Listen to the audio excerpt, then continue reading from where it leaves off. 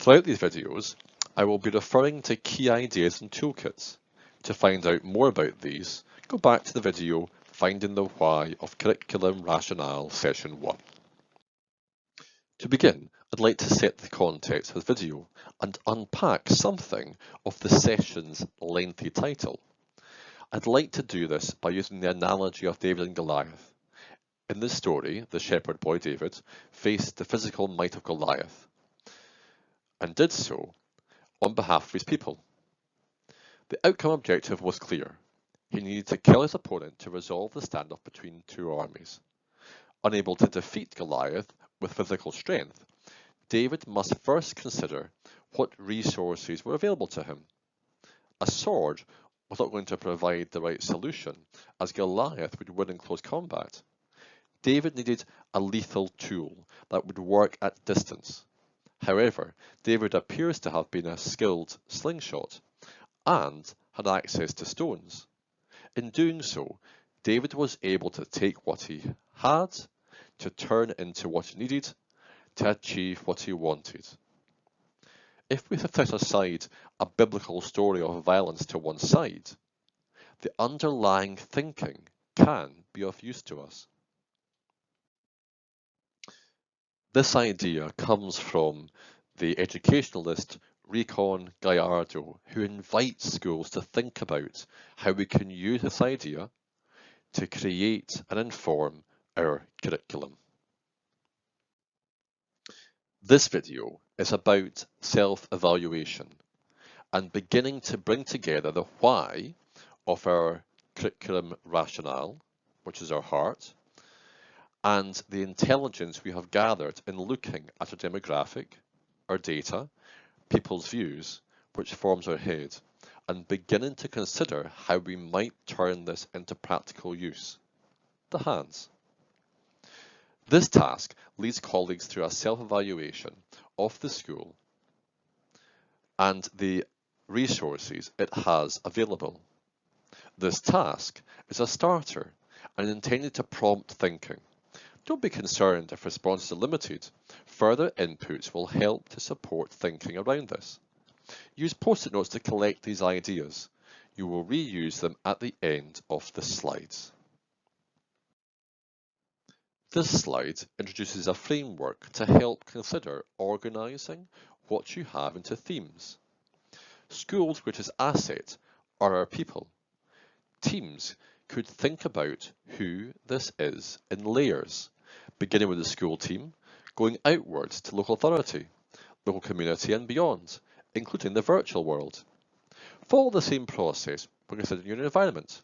Schools will have varying internal spaces, access to grounds, local built and natural environments, but all of these provide a potential resource. The curriculum can also be considered as a resource, providing a framework to support curriculum design, as well as expectations in the form of entitlements.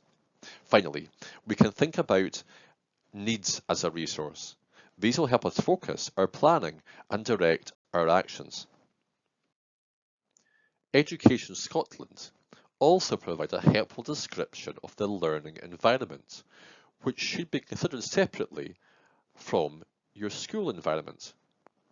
They describe this as a totality of interactions, experiences, and spaces.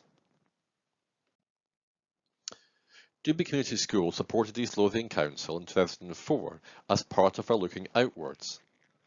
The school provided an excellent insight into how they determined what they had to turn into what they needed to achieve what they wanted. Head teacher Eileen Gibson describes a school with issues not uncommon across Scotland at this time, and how, through a process of curriculum engagement, they have seen this work contribute to improved outcomes for learners. Key to Doomby's approach had been engagement with the Education Scotland curriculum resources and applying the steps these provide. The school embarked on a creative approach to curriculum design that placed learners at the centre of the process. Joining the Creative Learning Network and engaging with partners, the school reformed their approach to curriculum planning and enabled learners to become co-designers in this process. In doing so, they recognise the importance of learner agency. Consider the use of Doonby's approach as utilising learners as a resource for improvement. Alongside this, the school use national policies and emerging themes to inform their planning approaches, aligning these to the needs of the learners and the community. A key measure of the value of Doonby's work has been how this has spread, and they have been invited to various online meets and to other schools and local authorities, including East Lothian, to tell their story. As a learning community, Doonby are constantly reviewing and responding to what their learners want to experience and achieve, taking into account the local context, their attainment results, the views of their learning community, what they felt to be important, and what is needed to support our learners to become 21st century citizens. The school describes that these high expectations ensure that all learners across the learning community experience and develop key transferable skills. The learning cycles in the school are completely pupil-led. They start from a question or a set of questions that are asked from pupils, staff and families, and developed into a whole context that explores the questions to be answered. Families are part of Doonby planning process and the review at the end. All learning is recorded in floor books or learning walls, and even some classrooms have become the topic theme. The school reports a high level of engagement, motivation, and sheer enjoyment within the learning cycle of learning, and its feedback confirms this, alongside the depth and knowledge that pupils have on their themes. As they have revisited their thinking and what they are offering pupils in terms of high quality learning experiences, they began to realise the four capacities were not quite hitting what they're looking for in terms of giving children the skills they need for the 21st century. This is when they discovered the creativity skills and started to embed these into their teaching. The children were quick to pick these up and could openly talk about and link the skills to what they're doing in the classroom. Further information and a full presentation by Doonby Community School can be found in the links contained within this slide. I'd recommend spending some time looking at the example of Doonby to gain a full understanding if using this as an example with staff. The example of Doonby Community School is only one, and the idea of a learner-led curriculum design can be daunting. However, the school's practice has been grounded in national policies, and they have reported improved attainment outcomes. It should also be noted that the school continued to plan for literacy, numeracy and health and well-being out with their thematic approach to curriculum design. Use the task on this slide to engage with colleagues to consider the questions provided. East Lothian Council in the process of developing a strategic plan to support learning for sustainability in schools. Learning for Sustainability, or LFS, is an entitlement, and all schools should consider how they will meet this entitlement and respond to the national policy Target 2030. In considering the potential for using a local environments, LFS provides an opportunity to explore the UNCRC and other learning themes. Let's look at an example of another school who have developed a curriculum to reflect this.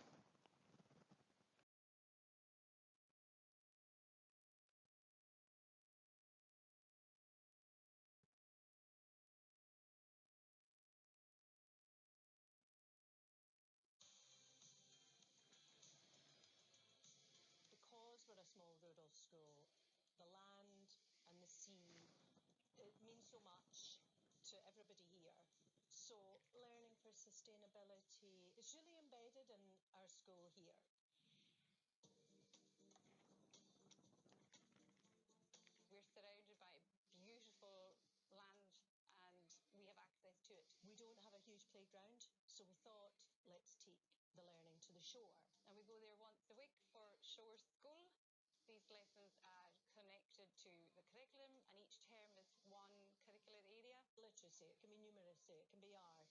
Any curricular area is taken down. A huge benefit we've seen is how much the children enjoy it and the enthusiasm they have for not just going for Shore, but for the lessons that they're going to have when they're down there. So children who wouldn't necessarily be interested in writing describing words are all of a sudden absolutely enthused to write describing words about some very slimy seaweed, or the noises they can hear because they're in a very stimulating environment. Everybody has different ways of learning, and so it's letting kids that you can see they're in their element out there, whereas sometimes in the classroom they might find that they can't concentrate for so long. We build a shelter using tarpaulin and stones and rope and sticks and some poles that we bring down. They're involved in getting the stuff to the shore. They're involved in putting up the tarp. They have to work cooperatively. They have to communicate to each other about where to be around the tarpaulin, who needs to go where, who needs to put what where. So they've got real ownership of the whole learning environment. The impact is huge. They're able to learn in a natural environment using all the natural resources. They're able to work as a team, communicate effectively. Yeah, they thrive on it. Outdoor learning is so valuable to the children. And we do come back wet and we do come back dirty and our carpets do get muddy, but that's okay because the mud dries and the children have had that experience.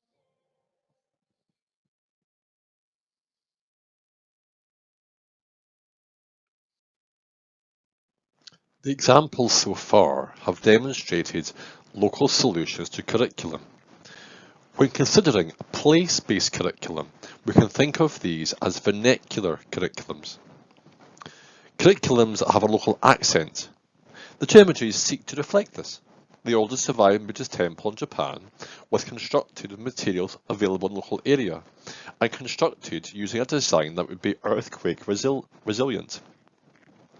This differs greatly from the Arno Black House, which was constructed with what was available locally and constructed to provide warmth and shelter for both their human and livestock inhabitants on the Isle of Lewis, and in a challenging natural environment. In both cases, the designs used what they had to turn into what they needed to achieve what they wanted. We know learners need a sense of belonging. Co-creating your curriculum will more likely result in a curriculum providing a mirror to learners. This is of value as we know identity matters and learners need to see themselves in their curriculum. But how do we ensure our curriculum is also outwards looking and provides pathways to other places? In the next slide, there's a video that explores this further.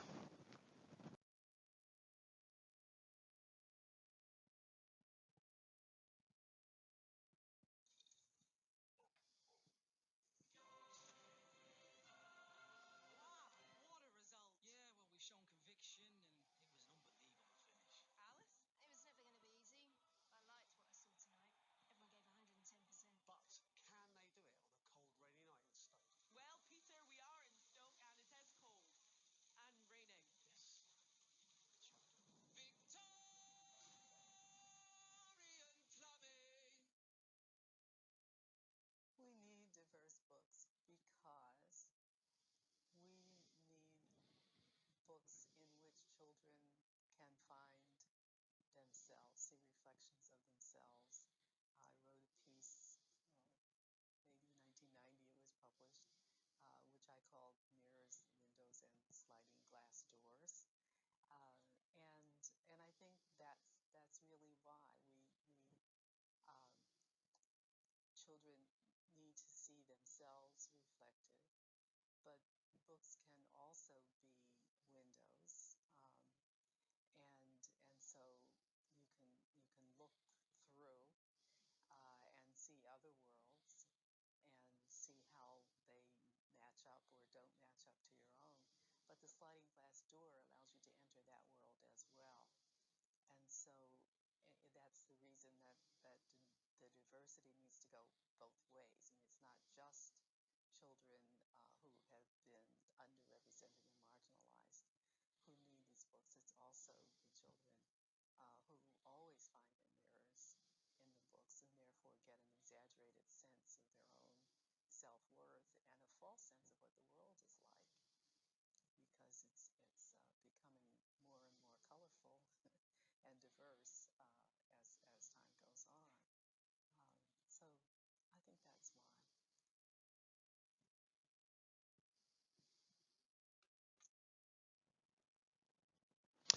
Having looked initially at the framework of resources schools have to support the curriculum, as well as looking at a school example, the idea of place-based curriculum design and the importance of curriculum mirrors, windows and doors, we're now going to revisit the theme and look at extending our thinking.